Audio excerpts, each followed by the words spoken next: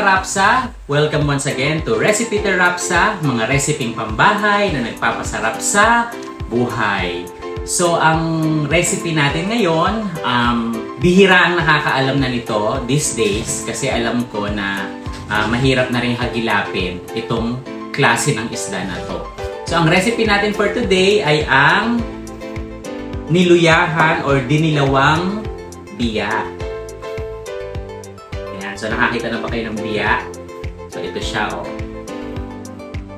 Mukha siyang kanduli or hito. Pero, tingnan niyo yung itsura ng mukha. Sa bibig. Ayan. Tapos, naisip niyo ba kung bakit tinatawag ang taong utak biya? First of all muna, ang biya kasi ay nabubuhay yan sa mga ilog, at nabubuhay din siya sa mga yung ilog na papunta na sa dagat. Dito sa Pasig, kasi malapit kami sa ilog, usually yan sa yung papunta ng Manila Bay or sa Laguna Lake. Kasi ang Pasig River ay nagdudugtong sa Manila Bay at sa Laguna Lake. Ayan. So, naisip nyo ba kung ba't tinatawag ang taong utak biya? Yan may itsura niya, oh. Ito ang sagot. Kaya utak biya, ang biya kasi, nagtatago po yan pag hinuhuli at itatago niya lang ang kanyang ulo. Tapos nakalabas ang buntot niya. So sa tingin ng biya, pag di na niya kayo nakikita, hindi nyo na rin siya nakikita. So ganun po pag sinabing utak biya. Kaya huwag kayong matutuwa pag sinabihan kayong utak biya. Kasi ibig sabihin nun, kayo ay hindi masyadong matalino. Ayan. Okay. So, mamaya ipapakita ko sa inyo kung paano siya linisin. So, at ang ingredients naman ay ipapakita ko rin sa inyo mamaya. So, ito na ang mga ingredients. Ang mga ingredients ay simpleng-simple. Siyempre, meron tayong biya. Actually, ang biya ngayon ay hindi na siya pagkain mahirap. Kasi, nung araw, 10 piso lang ang balot ng biya. Ngayon, ang biya na 1 kilo, bigyan ko kayo ng hint, mas mahal pa siya sa Pampano. Ayan. So, meron tayong biya. Meron tayong bawang. Meron tayong sibuyas. Meron tayong dilaw or luyang dilaw na tinatawag. At turmeric. Marami ring health benefits to. Turmeric. Papakita ko kung paano natin siya i-prepare mamaya. Meron tayong siling panigang or siling haba. At syempre, pampalasa natin, pamintang durog at suka. So, ayan ang mga ingredients. Samahan nyo na ako magluto. Tara!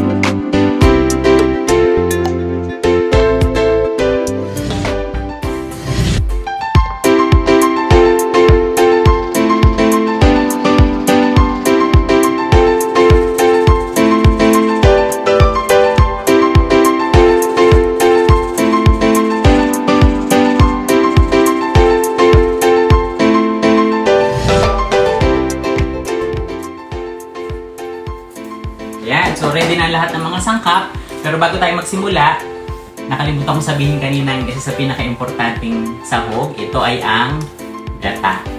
So, meron tayong gata. So, kompleto na lahat. Lutuin na natin.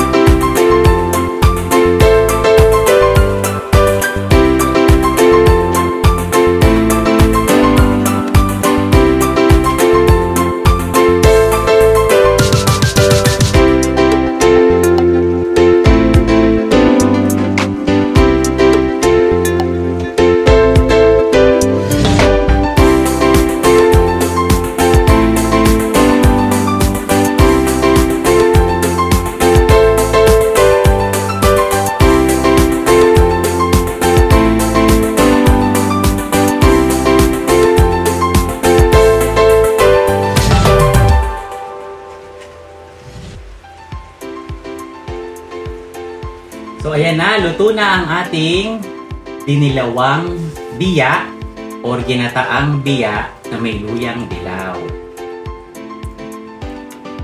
Actually, huli ako nakapagluto nito siguro mga 20 years ago. Sige, tikman na natin.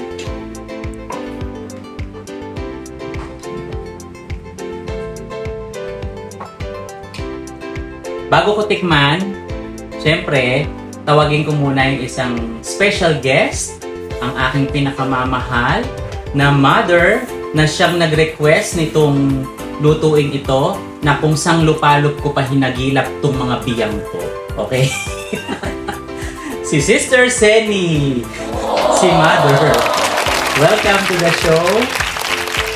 Meron ka bang babatiin, Mami? Binabati ko lahat uli ng mga lectors and commentators sa Pasig Cathedral at yung lahat ng mga friends ko dyan. Wow!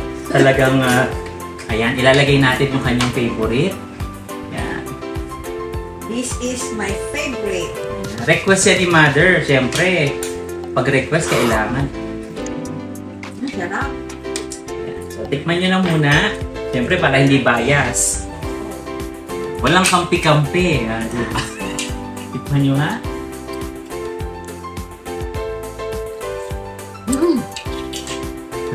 Mukhang mapaparami kayo ng kanin. Sarap. Ako din titikman ko siyempre. Actually, ang biya, pag naluto siya, very creamy yung laman niya. Ang lambot-lambot at halos natutunaw sa bibig. Masarap talaga ng biya. Totoo nga. Mapaparami na naman ang kanin niya, ma. Okay, diba?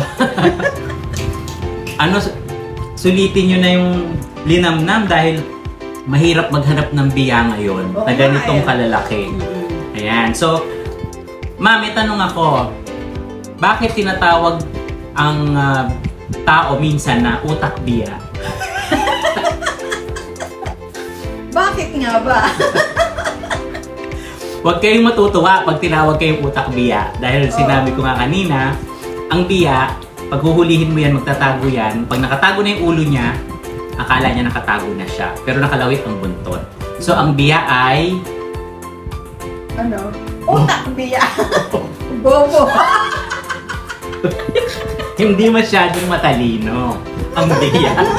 Kaya ang biya, maliliit pa lang nahuhuli na. At itong biya na to, medyo siya kasi lumaki siya. So medyo matalino siya ng kaunti. Magtatago na, nakalitaw pa'y buntot. Ayan. So, thank you very much, Mami, sa iyong pag-guest sa aking show, Recipe Terapsa. At, Kain tayo. Ayan. At again, kung merong gusto mag-request at merong gustong pa-shout out, just comment down below. At kung gusto nyo ring mag-guest dito sa ating cooking show, just let us know. Para kayo ang itikim sa mga luto ng inyong Brother Peter dito sa Recipe Terapsa, Bambang Pasig. Again, thank you very much. Don't forget to like, comment, share, and subscribe. At syempre, don't forget to hit the bell button para sa ating latest video. Recipe Terapsa, mga resiping pambahay na nagpapasarap sa buhay. Okay. Thank you very much. Hanggang sa muli. Bye-bye.